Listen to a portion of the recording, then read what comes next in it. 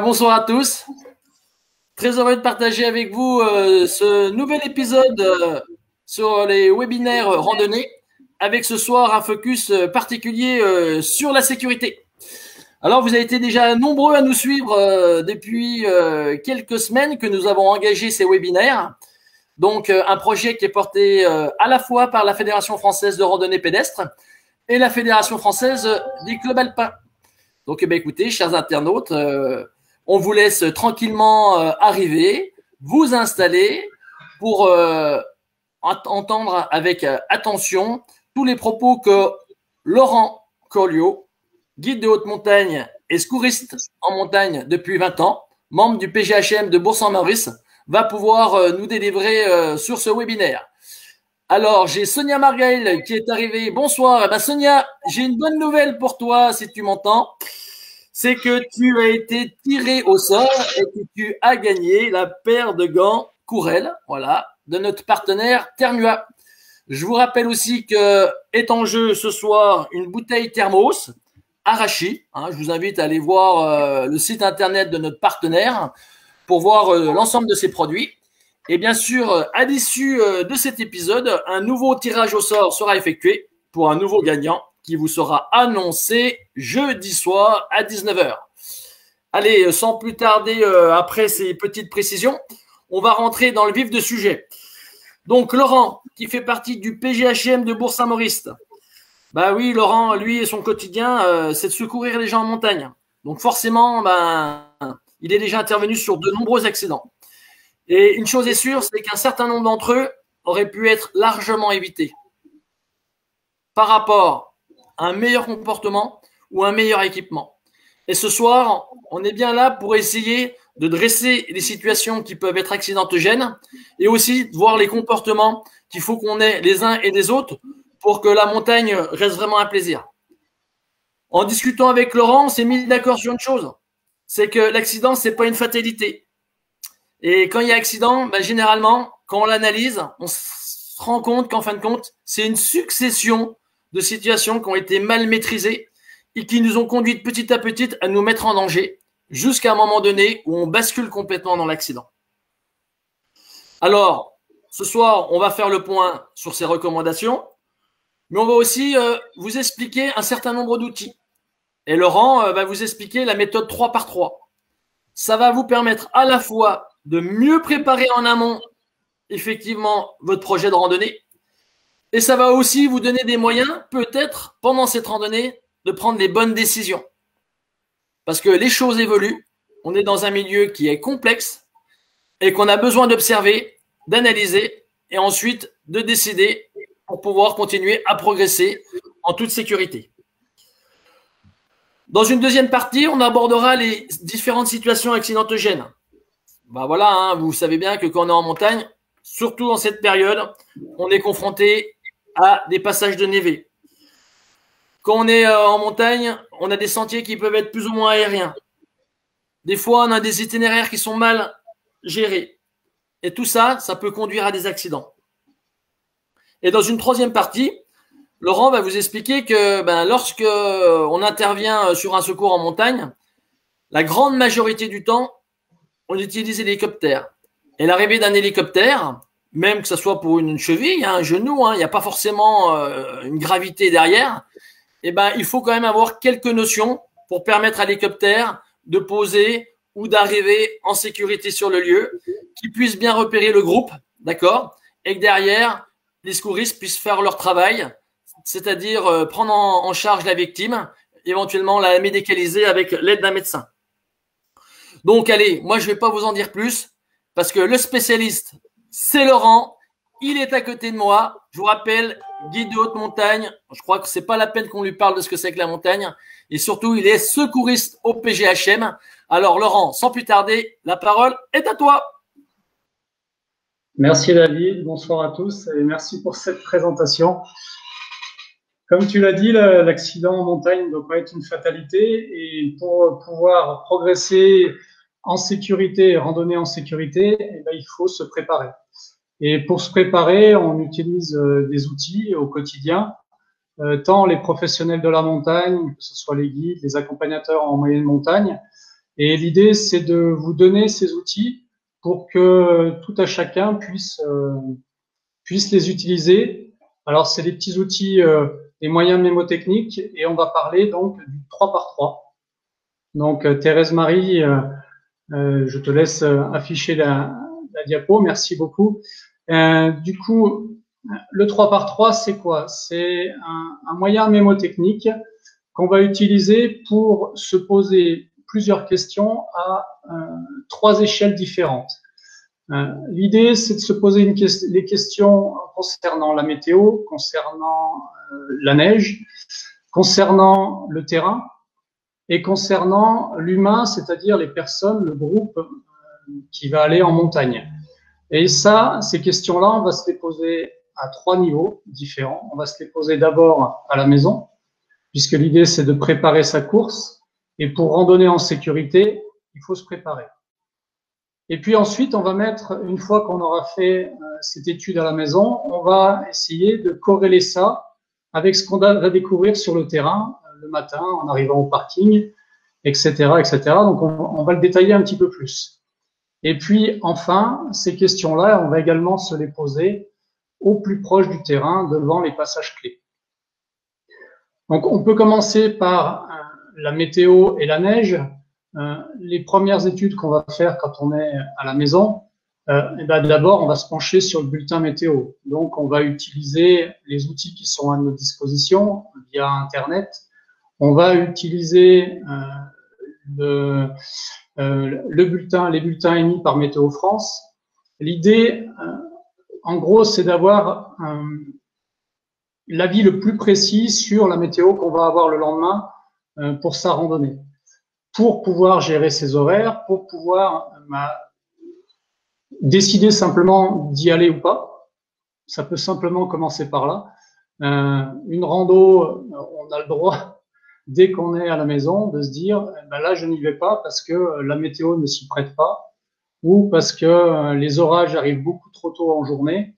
Et du coup, dès la préparation qu'on va faire la veille ou quelques jours avant, on va déjà soit changer de journée, soit complètement annuler la sortie.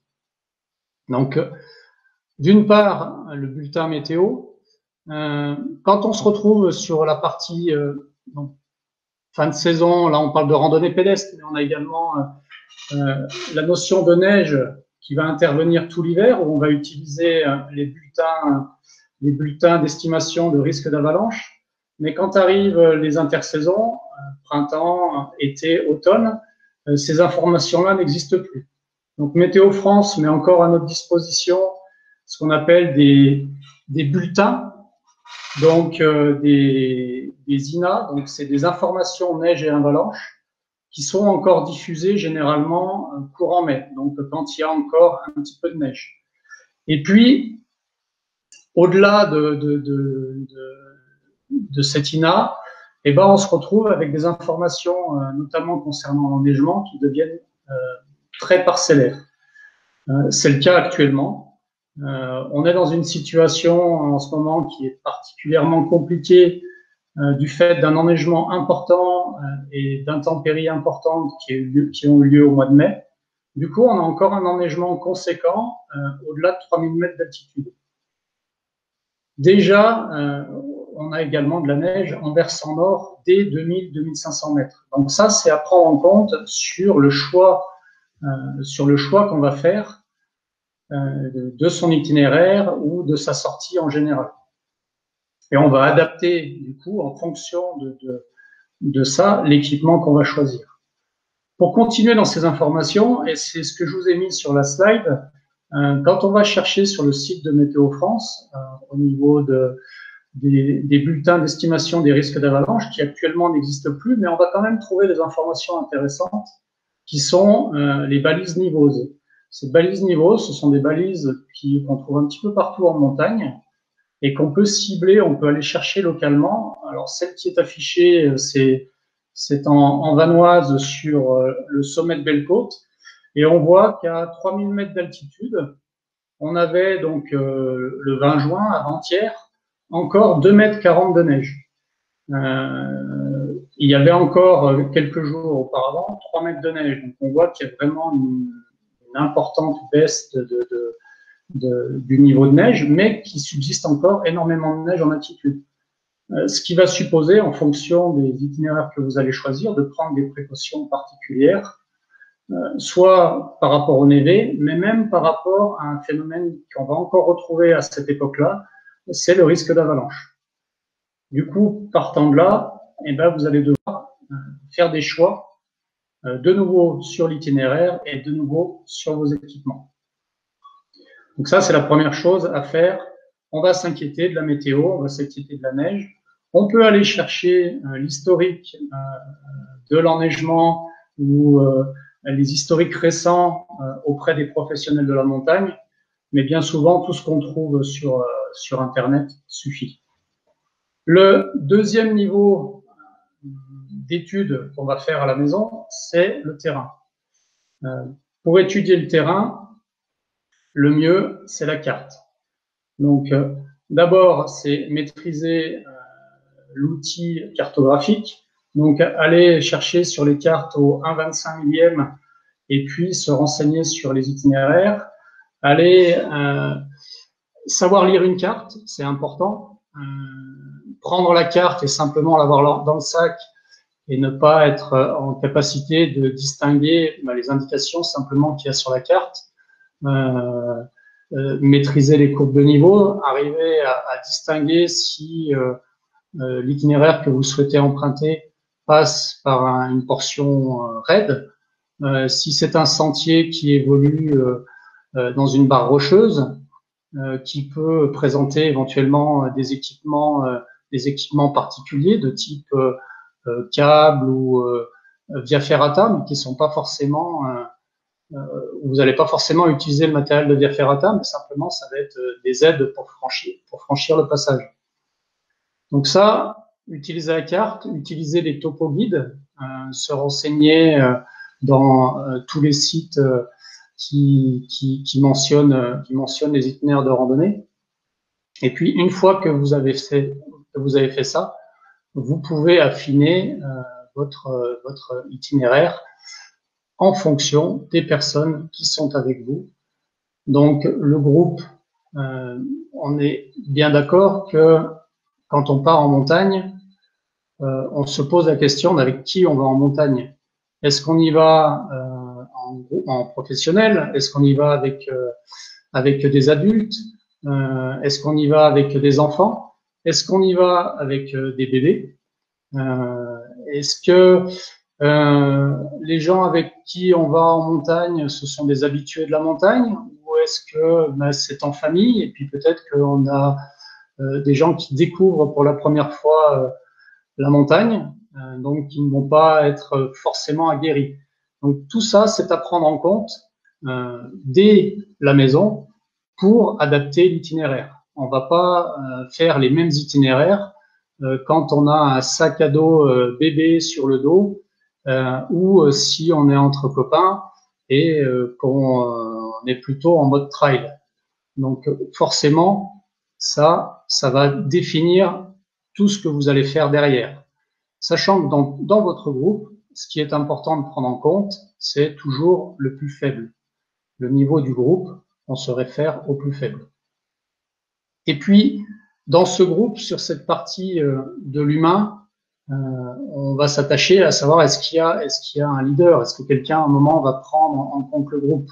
Si c'est vous qui avez fait la préparation complète, forcément, vous allez plutôt être identifié comme le leader. La tentation que peuvent avoir les autres dans cette situation-là, c'est de se reposer intégralement sur le leader. C'est un des dangers ou en tout cas une des causes d'accident, c'est que bien souvent, au sein d'un groupe, l'ensemble du groupe se repose sur le leader et n'a pas pris en compte du tout soit le terrain, soit ne sait tout simplement pas où ils sont. Donc ça, c'est important également, si on se retrouve dans cette position de leader, d'arriver à communiquer avec les autres, mais ça peut être simplement communiquer avec son épouse et ses enfants pour leur dire où est-ce qu'on se trouve, parce que la personne qui peut avoir malheureusement l'accident, bah, ça peut être vous, ça peut être la personne identifiée comme leader. Donc, quand on va s'attacher à passer une alerte a posteriori, ça sera particulièrement important. Une fois que vous avez fait cette étude à la maison, que vous avez choisi votre itinéraire et que vous avez décidé de votre objectif,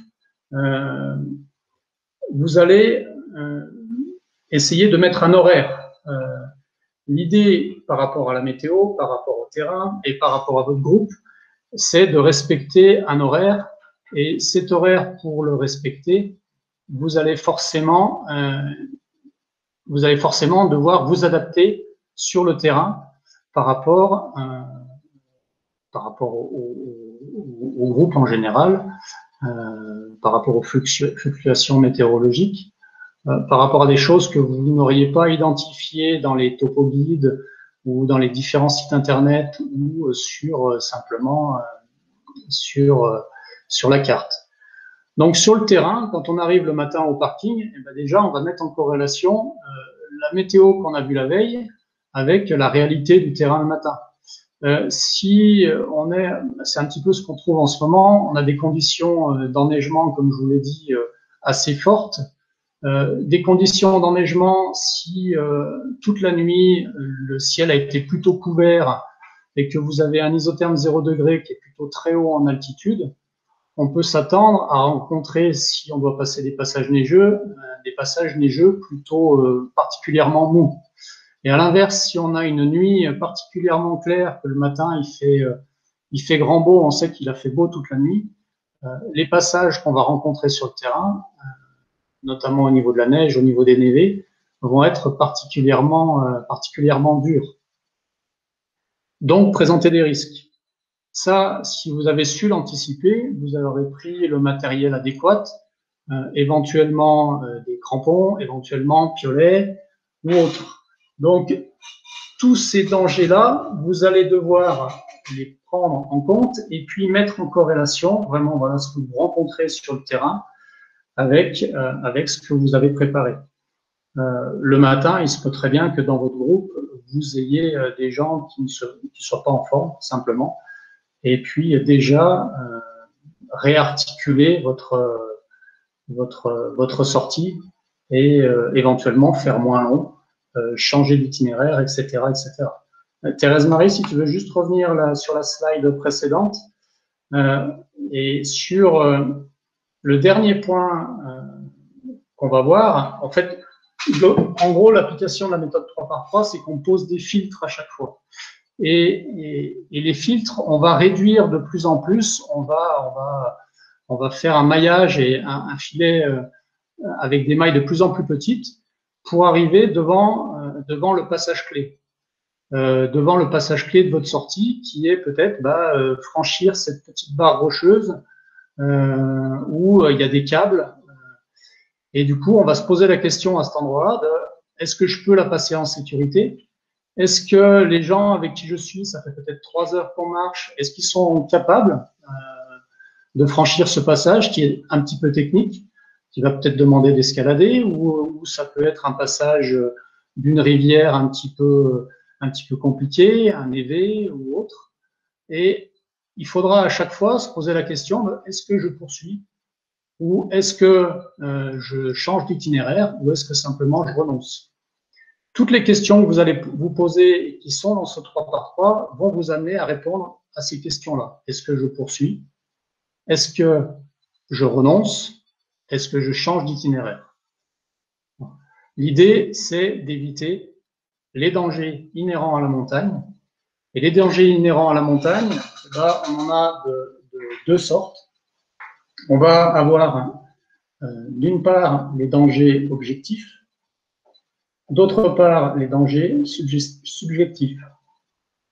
Thérèse Marie, si tu veux passer à la diapo, merci. Et dans les dangers objectifs, on va retrouver le climat et le milieu, donc liés à la montagne, et puis les dangers subjectifs vont être ce qui a trait à l'humain, donc l'homme en général et le comportement qu'on a en montagne. Les dangers objectifs qu'on va rencontrer en montagne, ils sont de plusieurs natures. Ça peut être des chutes de pierres, donc les chutes de pierres provoquées par soi-même, ou naturellement la montagne avec le réchauffement, et ben il y a des éboulements de plus en plus fréquents. Donc on n'est pas à l'abri sur des sentiers qui sont dominés par des sommets d'avoir des chutes de pierres. Et ces chutes de pierre, elles peuvent être également d'origine animale. Ça peut être un oiseau, ça peut être un bouquetin, un chamois, ou peu importe. Mais ces risques existent et c'est des risques qu'on peut difficilement maîtriser. On peut essayer de les éviter, de ne pas se mettre dans la situation, de ne pas aller se mettre sous un sommet où on suppose qu'il peut y avoir un risque de chute de pierre. Mais ça reste quand même les aléas de la montagne qui, par nature, présentent des dangers. Ça peut être également des chutes de glace, des chutes de sérac, ça peut être des crevasses, ça peut être des lapias, ça peut être voilà, toutes les choses qui, inhérentes à la montagne, peuvent s'effondrer sous vous. Typiquement, on peut avoir également des notions de, comme là je parlais de la neige, on peut avoir encore des avalanches à cette époque. Et des avalanches qui, c'est pas forcément parce que vous n'avez pas de neige sous vous, qu'il ne peut pas y avoir des avalanches qui vont partir, ou une corniche parce que vous êtes sous des sommets encore enneigés, ou simplement des névés qui restent accrochés aux faces et qui tombent. Voilà. On a des cas malheureusement récents de situations similaires où voilà, où des névés qui restent accrochés aux parois de neige se détachent à la faveur du réchauffement. Et puis on a le milieu montagnard le climat montagnard pardon, qui présente donc des risques avec donc tout ce qui est les risques orageux. L'idée pour le randonneur, c'est de se prémunir en gros du chaud, du froid et des intempéries. Donc il faut prendre en compte que la météo change très rapidement en montagne, qu'on peut avoir de manière très rapide un orage qui arrive sur nous, et typiquement les orages, s'ils se forment d'un côté de la montagne, vous pouvez être tranquillement en train de randonner sur l'autre versant, et ce n'est que au dernier moment, donc là on parle de temps très court, parfois en moins de 10 minutes, on se retrouve sous les intempéries et sous un orage violent. Ça peut être également le climat au niveau des cols ou des sommets que vous souhaitez atteindre. Vous partez du parking, vous avez 10 degrés le matin, tout va bien, et puis votre objectif, c'était un sommet à 2500, 3000 mètres, donc avec une température qui baisse. Là, les jours prochains, on a un isotherme 0 degré, donc le 0 degré qui est à 3000 mètres d'altitude. Et pour peu qu'on ait un petit peu de vent, ou beaucoup de vent, eh ben, on va avoir ce qu'on appelle l'effet windshield, donc une perte de température ressentie du fait du vent. Donc ça va être à prendre en compte dans le cadre de votre habillement et à prendre en compte au départ de votre sortie. Les autres choses qu'on peut rencontrer, et c'est assez fréquent également au printemps, c'est de la grêle. Sous des gros orages, on peut avoir de la grêle. Alors, non content d'avoir le problème orageux à prendre en compte et la foudre, mais on va se retrouver également avec un terrain qui, de parfaitement sec, est devenu en quelques minutes complètement enneigé du fait de la présence de grêlons. Donc ça, il faudra arriver à identifier en levant les yeux, en regardant un peu le ciel, en ayant vu un petit peu ce que ça nous disait au niveau météo, pour être capable soit d'écourter sa sortie, soit de se mettre rapidement à l'abri. Voilà. L'idée étant de s'adapter au maximum à ce que vous voyez. Et dans le doute, quand on a le doute, souvent on s'abstient. Donc si vous avez des voyants qui s'allument, Si vous commencez à avoir des doutes, posez-vous la question au sein du groupe, voyez si d'autres personnes ont les mêmes doutes que vous. C'est bien de se confronter à la vie des autres également, et du coup de faire des choix collectifs. Et là, quand on fait ces choix, on peut assez rapidement rentrer dans du coup les dangers subjectifs, puisque là, on prend la part de l'humain en compte. Et cette part de l'humain, c'est comment est-ce qu'on réagit, comment est-ce qu'on interagit nous avec le milieu. Est-ce que on était préparé physiquement? Est-ce que moralement on était préparé? Au sein d'un même groupe, parfois les attentes sont pas les mêmes. La personne qui a décidé d'emmener 2 ou 3 camarades en montagne, peut-être que cette personne-là est aguerrie, peut-être qu'elle a son objectif en tête qui est le sommet prévu. Et puis les autres, peut-être que leur objectif, c'est simplement d'aller prendre du plaisir en montagne, pas de courir, et puis d'en profiter au maximum. Et quand va arriver le moment de prendre une décision, à savoir est-ce qu'on fait demi-tour parce que la météo se dégrade et on sent moyennement les choses, et on a ces avis qui vont se confronter. Et le risque qu'on peut avoir à ce moment-là, c'est de surestimer ses capacités et de mésestimer le danger. On est un petit peu sur ce qu'on appellerait l'aura du leader, où le leader désigné se sentirait dans l'obligation d'aller jusqu'au bout, alors même qu'il a identifié qu'il y avait des dangers. Donc ça, c'est quelque chose qu'il faut vraiment prendre en compte et pour lequel il faut être particulièrement vigilant. Cette tentation, elle peut être également quand on a des itinéraires un petit peu compliqués, de surestimer ses capacités techniques ou simplement de vouloir aller plus vite, par exemple dans une descente,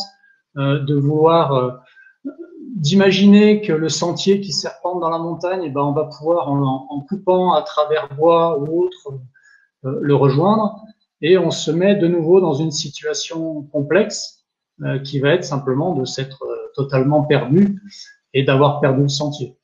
Donc, on a vraiment la plupart des accidents qu'on rencontre, il y a une erreur. Alors, il y a la faute à pas de chance, certes, mais bien souvent, comme a pu le dire David, il y a une accumulation de voyants qui se mettent en place au cours de votre sortie. Vous ne vous êtes pas aperçu qu'une des personnes de votre groupe était fatiguée. Vous ne vous êtes pas aperçu que la météo changeait rapidement. Vous ne vous êtes pas rendu compte que pour atteindre votre premier sommet que vous aviez envisagé en 1 heure, vous avez mis 2 heures ou 3 heures. Et c'est à ce moment-là qu'il faut prendre les bonnes décisions. Et ce qu'il faut savoir, c'est que la montagne, elle sera là demain. Vous n'avez pas l'obligation d'aller faire le sommet, enfin à mon avis. Vous devez savoir renoncer ou en tout cas adapter votre randonnée pour ne pas vous mettre en sécurité, pour ne pas vous mettre en danger, pardon, et pour que ça reste un plaisir et pour que vous soyez toujours en sécurité. Malheureusement, on se retrouve dans des situations où l'accident arrive. Et donc, une fois que l'accident est arrivé, vous devez avoir ces trois réflexes qui vont être d'abord de vous protéger. Et vous protéger, c'est vous protéger vous-même et puis protéger la personne blessée. Je reprends notre exemple, c'est un petit peu le fil conducteur en ce moment de notre névé particulièrement glissant où tôt le matin, vous avez mésestimé la dureté du névé et puis vous n'avez pas soit facilité le passage, soit éventuellement utiliser du matériel si vous maîtrisez, si vous êtes capable d'utiliser des crampons ou un petit bout de corde ou autre. Bref, si vous n'avez pas mis en place des choses et que l'accident survient, Vous vous retrouvez dans une situation, qu'est-ce que je fais? Est-ce que je rejoins la victime ou est-ce que je reste là? Si vous ne vous sentez pas capable de rejoindre la victime, se protéger, c'est ne pas y aller. C'est ne pas créer de suraccident. Dans des situations où vous viendriez de subir un éboulement ou des chutes de pierre, se protéger, ça va peut-être être en essayant d'aggraver le moins possible la blessure de la personne, mais ne pas la laisser sous l'éboulement continu ou risquer un traumatisme plus important. Donc voilà, quand on parle de secours, on commence par s'inquiéter de soi et de la victime. Une fois que ça c'est fait, on va passer une alerte qu'on détaillera, et l'alerte est le numéro international, et en tout cas le numéro à privilégier en France, c'est le 112. Donc en appelant le 112, vous allez tomber sur les opérateurs du centre de traitement des alertes, donc au niveau bien souvent de votre département, et là il faudra être particulièrement précis sur les éléments de l'alerte et surtout les éléments de la localisation pour que les secours interviennent le plus rapidement possible. Et une fois que vous avez passé cette alerte, si vous en avez les capacités, si vous en avez la formation, vous pouvez apporter les premiers gestes de secours. Une PLS, un pansement compressif, etc., etc. L'idée, toujours, c'est d'essayer d'éviter que la situation ne s'aggrave. Donc, l'alerte, comment on la passe? Donc, comme je vous l'ai dit, le plus important, c'est de donner à la personne que vous allez avoir au téléphone la localisation exacte. Et pour ce faire, comme je vous l'ai dit au début, c'est bien que tout le monde au sein du groupe sache, soit capable, alors quasi tout le temps au cours de la sortie, de dire approximativement où est-ce qu'on se trouve. Donc, les secours, le secours en montagne en général, on utilise des outils. On a un outil en particulier qui s'appelle Jean-Bloc. Et quand vous allez être en contact avec nous, bien souvent, on va vous envoyer un SMS. Et l'idée, c'est que en cliquant sur ce SMS, vous allez nous envoyer votre localisation et nous, on va voir en direct sur notre outil cartographique où est-ce que vous vous trouvez. Mais ça ne marche que si vous avez un smartphone et que si vous avez de la connexion de données. Donc, la première chose, avant d'utiliser les outils modernes, c'est d'utiliser la carte et c'est d'avoir un petit peu une idée de l'endroit où on se trouve. Même une idée approximative, mais au moins savoir que vous êtes passé par tel col, par tel sommet, parti de telle station. Et vous seriez étonné de savoir qu'au sein d'un groupe, vous pouvez demander à un groupe d'une dizaine de personnes, vous aurez le leader qui va le savoir, quelques personnes qui se sont intéressées, et puis d'autres ne savent pas du tout où ils se trouvent. Ce qu'on a besoin de savoir également, c'est l'horaire de l'accident. Si on a des personnes qui sont malheureusement en arrêt cardiaque, ça va être important de savoir le temps et à quel moment a eu l'accident pour pouvoir intervenir de la meilleure des façons possibles. Votre nom et votre numéro de téléphone, évidemment, la nature de l'accident et le nombre de victimes, la gravité des blessures, les gestes que vous auriez pu faire, etc., etc.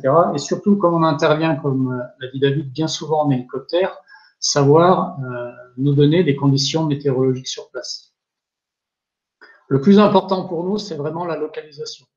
Les autres questions, on va pouvoir vous les poser, mais si vous réduisez finalement votre alerte à je me trouve à tel endroit et je suis en présence d'une personne qui présente telle blessure, on a déjà des éléments, et même si le réseau coupe ou si on se retrouve à ne plus être sous une couverture téléphonique, au moins, nous, on aura une idée qu'il y a un accident à un endroit. Voilà.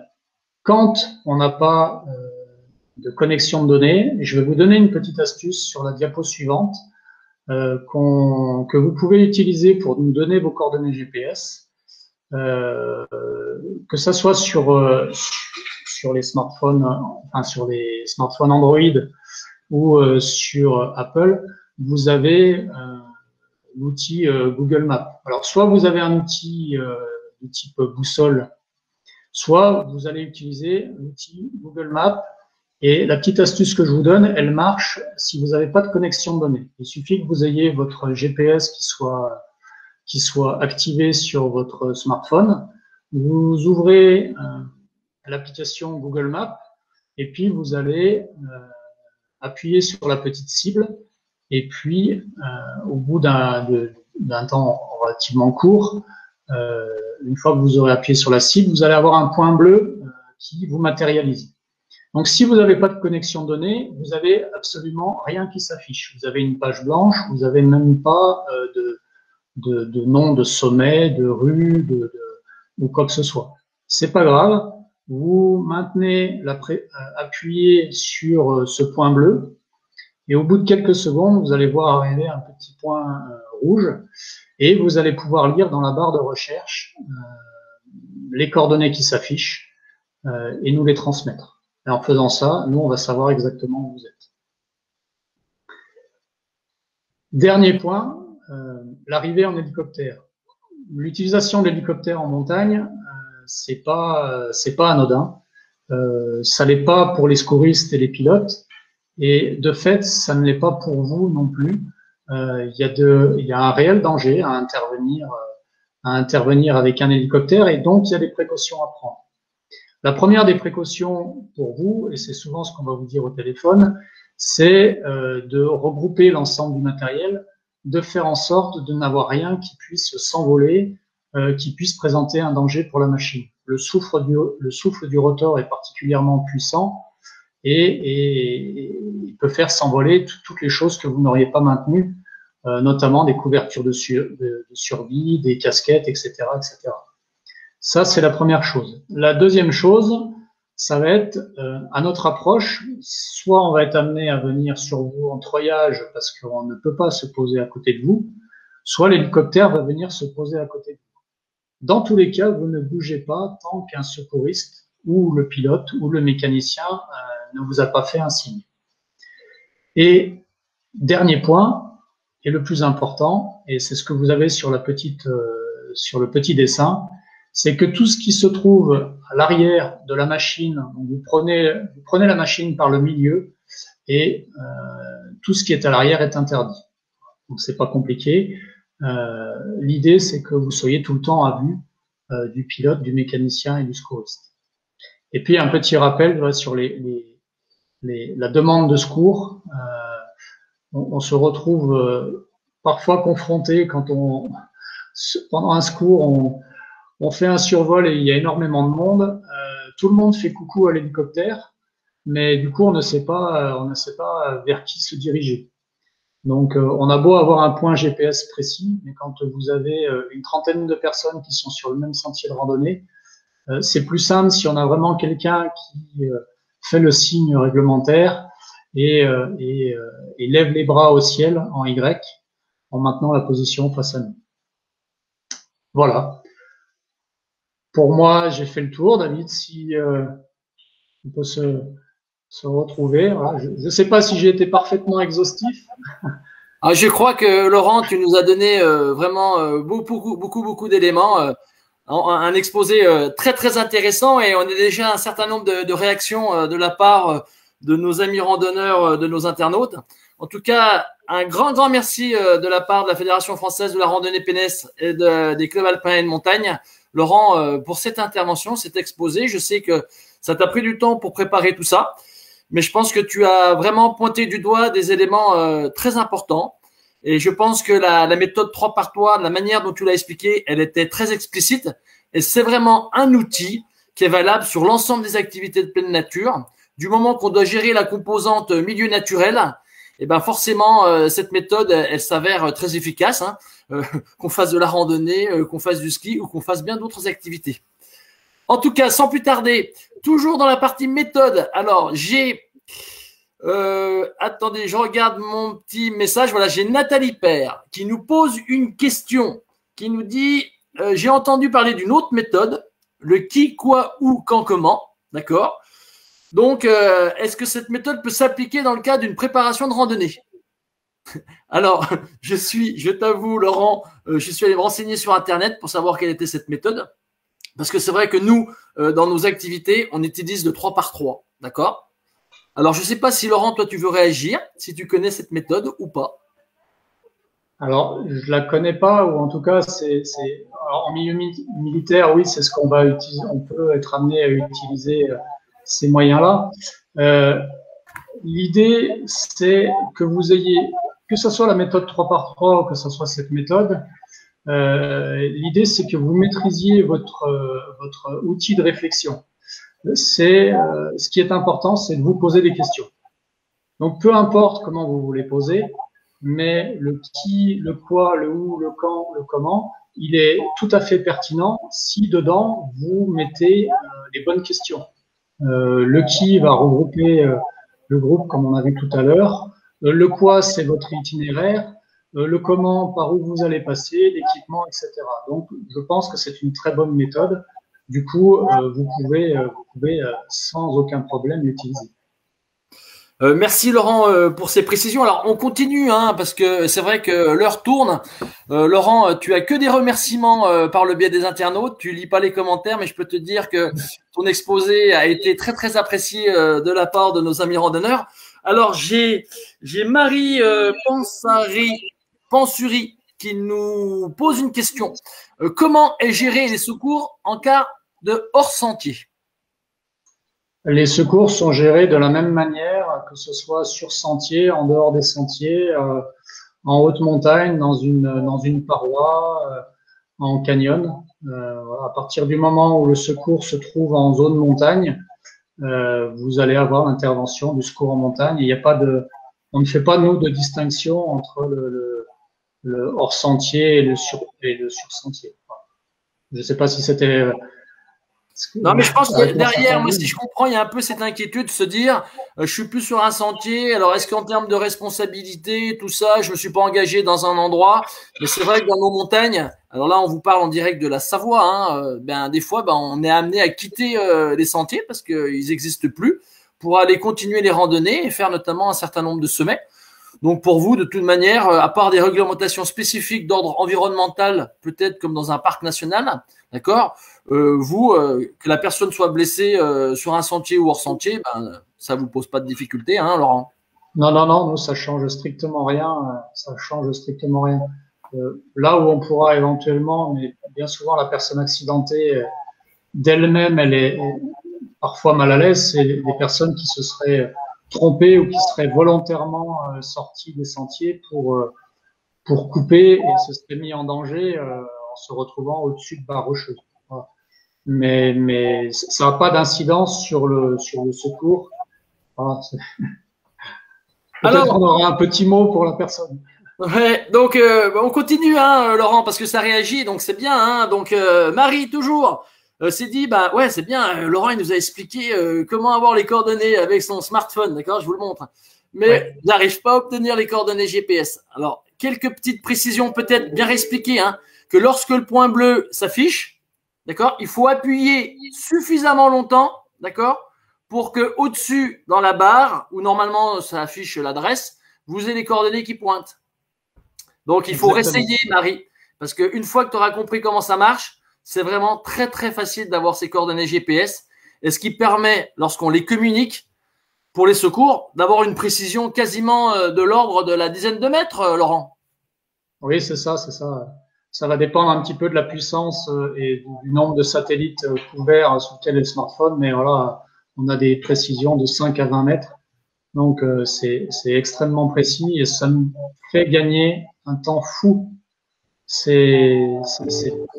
Voilà. Utilisons les moyens modernes qu'on a à notre disposition et on est beaucoup plus efficace.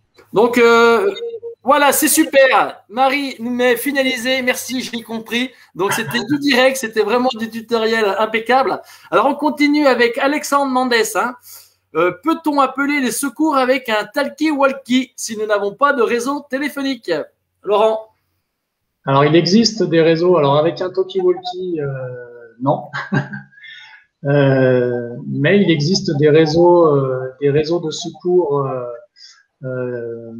réseau sécurité Alerte Mont Blanc, réseau sécurité Dauphiné, réseau sécurité Vanoise.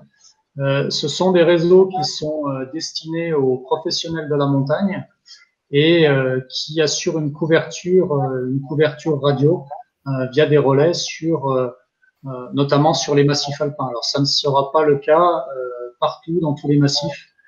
À l'heure actuelle, seules les Alpes sont équipées. Et pour l'instant, c'est essentiellement à destination des professionnels. Donc effectivement, hein, c'est les fameuses radios VHF. C'est ça.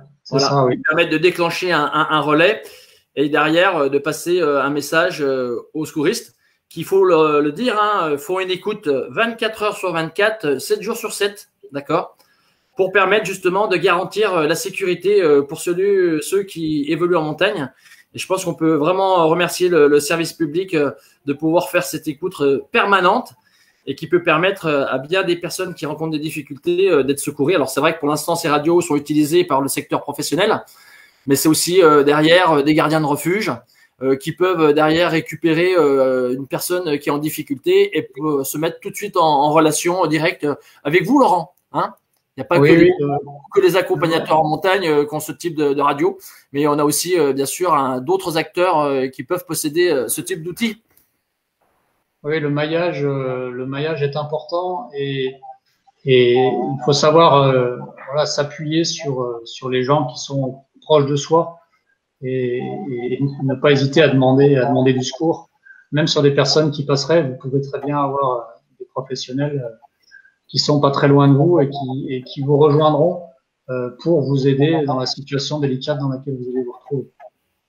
Alors moi j'ai envie aussi d'insister sur une chose, Laurent. Si à un moment on se sent en difficulté, d'accord, il faut mieux passer un appel au secours plutôt que d'attendre vraiment d'être trop en difficulté et là de tomber dans l'accident. Qu'est-ce que tu en penses, Laurent? Oui, c'est certain.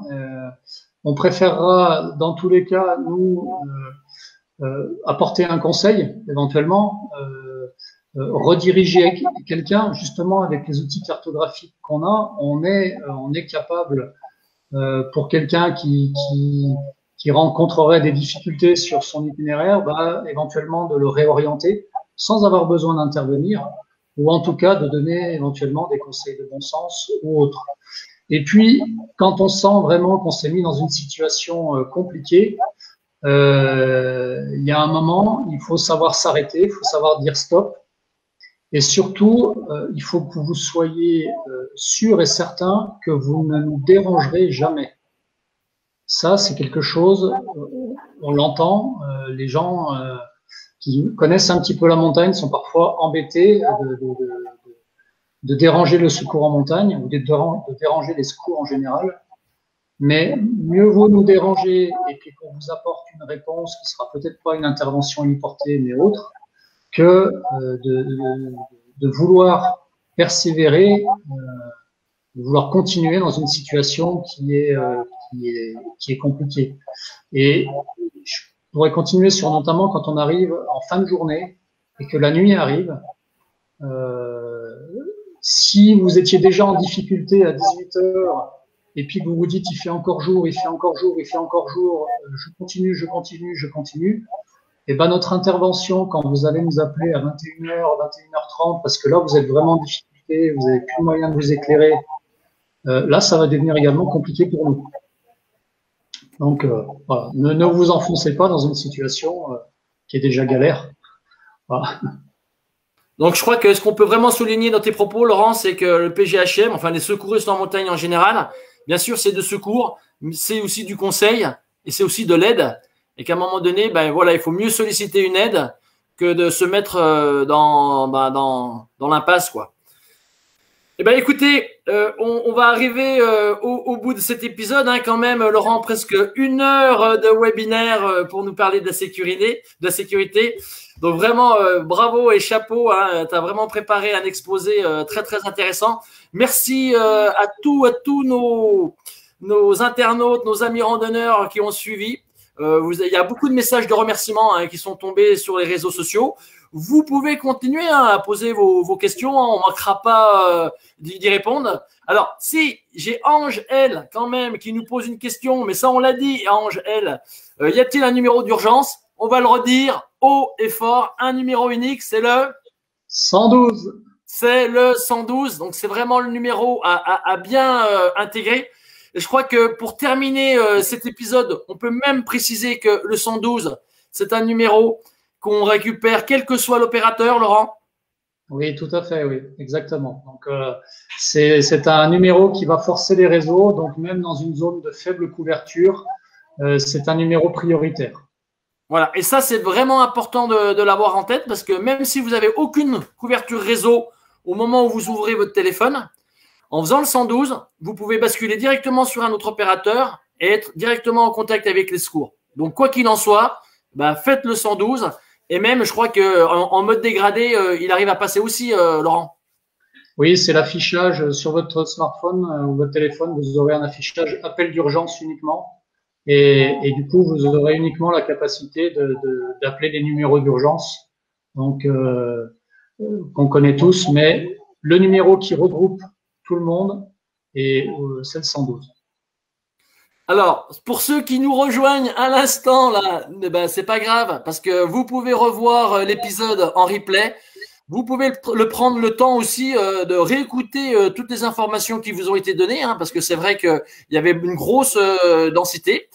Et puis, ben, quoi qu'il en soit, si vous avez des questions, ben, les secouristes en montagne sont là aussi pour vous répondre. Et si vous les croisez en montagne, ce sera toujours un moment d'échange intéressant à avoir avec eux.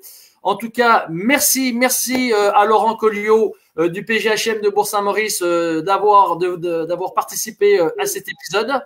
Merci à vous de nous avoir suivis. Je vous rappelle qu'il y avait en jeu ce soir une petite bouteille thermos Ternua à gagner. Il y a un tirage au sort qui sera opéré et que l'aventure continue. Vous avez rendez-vous jeudi prochain pour continuer à parler de la randonnée en montagne. Pour ma part, vous retrouve la semaine prochaine sur une thématique bien intéressante, c'est comment dormir en montagne. On parlera des bivouacs, on parlera des refuges. Quoi qu'il en soit, merci à tous, bonne soirée et surtout, soyez prudents.